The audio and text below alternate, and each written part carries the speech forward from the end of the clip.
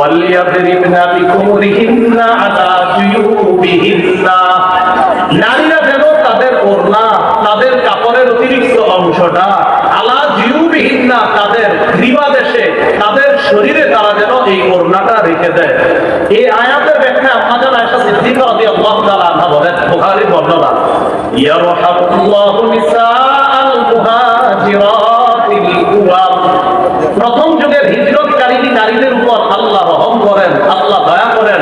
এই আয়াত নাযিল হওয়ার পর বাজারে গিয়ে অতিরিক্ত কাপড় কিনতে সময় লাগবে, বাজারেও তারা যায় নাই, নগদ কাপড় ছিঁড়া, এরপর তারা তাদের মুখ ঢাকা শুরু করছে। সুবহানাল্লাহ। আবার বলছে ওয়ালিয়াদরিবনা বিকুমুরিহিন্না আলা জুয়ুবিহিন্না, এটার অর্থ হলো নারীরা যেন তাদের ওড়না, তাদের কাপড়ের অতিরিক্ত অংশটা তাদের মাথার উপর থেকে চেহারা আর তাদের গ্রীবাদেশ, তাদের শরীরের উপর যেন তারা এটা ফেলে দেয়। আম্মাজান আয়েশা সিদ্দিকা রাদিয়াল্লাহু তাআলা আনহা বলেন, এই আয়াত নাযিল হওয়ার পর প্রথম যুগের হিজরতকারী নারীরা তো তারা আলাদা পর্দা কিনতে এখন বাজারে যেতে হবে, তো বাজারে যেতে হলেও তো পর্দা করতে হবে। নগদ কাপড় ছিঁড়ার পর এই ছেঁড়া অংশ দ্বারা তারা পর্দা করা শুরু করে, এই কোরআনের আয়াতের উপর আমল করা শুরু করে। এই জন্য আমরা যারা এখনো চেহারা আমরা ঢাকতে পারি না, আমরা দোয়া করবো তারা ইনশাআল্লাহ চিনি চেহারাও ঢাকা শুরু করবে। কিন্তু একটা মীমাংসিত মাসালা এটা, সারা পৃথিবীর বড় বড় ওলামায়ে কেরাম যারা মাযহাব মানে এবং যারা লামাযহাবী, যারা মাযহাব মানে না, তাদের বড় বড় আলেমদেরও ফতোয়া হলো চেহারা পর্দা, এটা পর্দার অন্তর্ভুক্ত, এটা ঢাকতে হবে। আল্লাহ আমাদেরকে বুঝার তৌফিক দান করেন। সহিহ বুখারীর বর্ণনা, আমাদের আয়েশা সিদ্দিকা রাদিয়াল্লাহু তাআলা আনহার হার হারায় গেছে। লম্বা আলোচনা, মিথ্যা অপবাদ দেওয়া হয়েছিল আম্মাজানের উপর।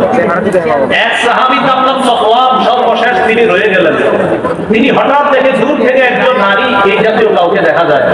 আম্মাজান বলেন, সফওয়ান আমাকে দেখার পর আমার কাছে আসছে, আসার পর দেখে আমি ঘুমায় রয়েছি।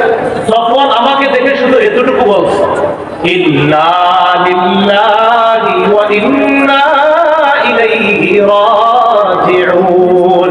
সফওয়ান আমাকে দেখে ইন্না লিল্লাহি ওয়া ইন্না ইলাইহি রাজিউন এটা বলেছে।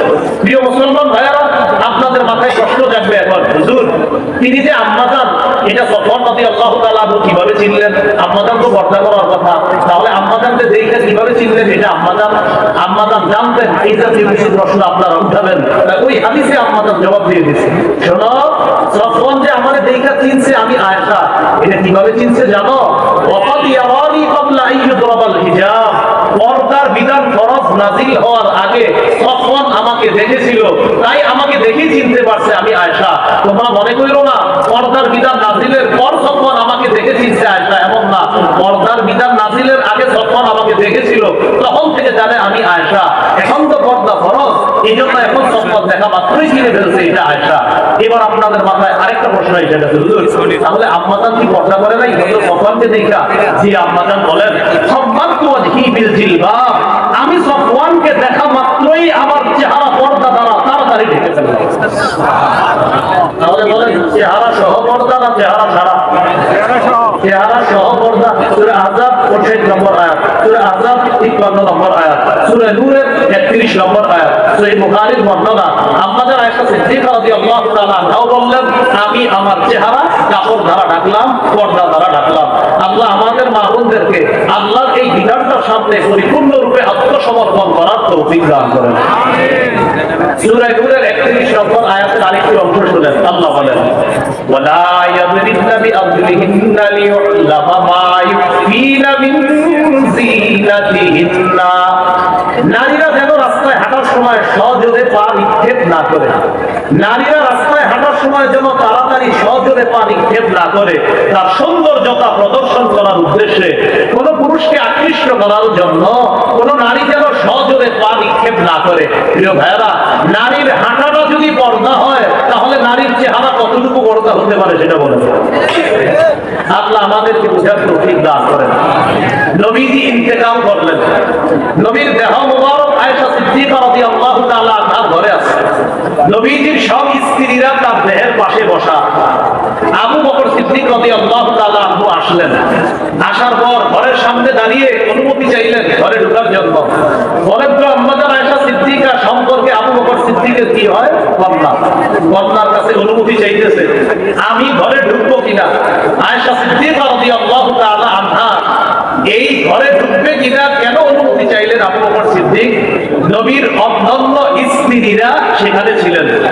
আবু বকর সিদ্দিক প্রবেশ করার আগে নবীজির অন্যান্য বিবিগণ পর্দার আড়ালে চলে গেলেন, আম্মাজান পর্দার এপাশে থাকলেন। খুব ভালো করে বুঝবেন, একটা ঘর, ঘরের মধ্যে নবীর দেহ মোবারক, ওই ঘরে নবীর সব বিবিরা আছে।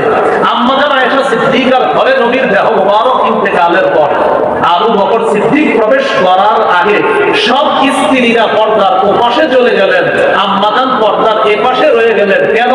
আকল খাটান। আম্মাজান সম্পর্কে আবু বকর সিদ্দিকের কন্যা, তাই আম্মাজানের পর্দার প্রয়োজন নাই।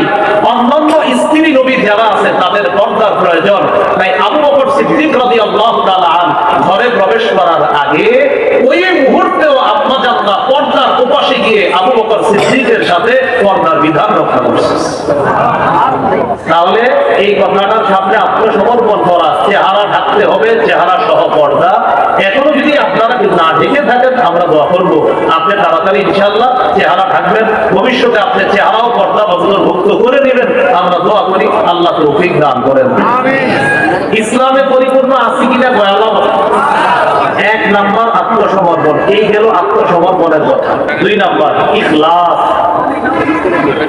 ইখলাস কাকে বলে? আল্লাহর জন্য কোন আমল করা, এটাকে বলে ইখলাস। প্রচুর মানুষ আছেন এখানে, দুইটা শব্দ আমার সাথে শিখেন, আপনারা সবাই আরো 10 জন এই দুইটা শব্দ শিখাবেন। বলেন খাঁটি, বিশুদ্ধ। আল্লাহর জন্য আমল করলে সেই আমলকে খাঁটি আমল বলে।